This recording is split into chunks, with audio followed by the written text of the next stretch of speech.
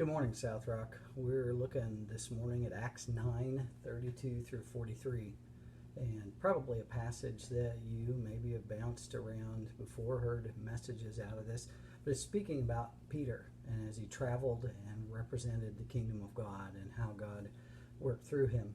And the main players in this passage are Peter and Aeneas and Tabitha, or Dorcas, some translations read.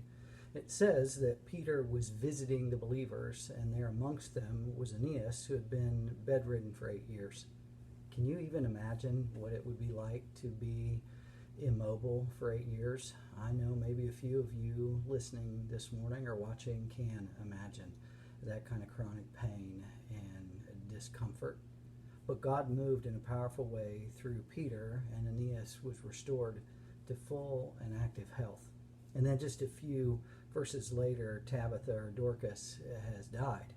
Now, the beauty of that for us as believers is we know that her body had died, but her spirit remained quite alive because God protects that part of us and promises us new bodies. But what was significant about her life was her remembrances by the people that cared about her was the service that she'd done in the name of the Lord. So Peter, through the power and at the prompting of God, intervened, and she was brought back from the dead as a testimony of Christ's love. It's my opinion and observation that every miracle in the Scriptures is an illustration of what Christ wants to do for us. Heal our brokenness, restore us to fullness, and bring us back from the death of sin to live and to serve again.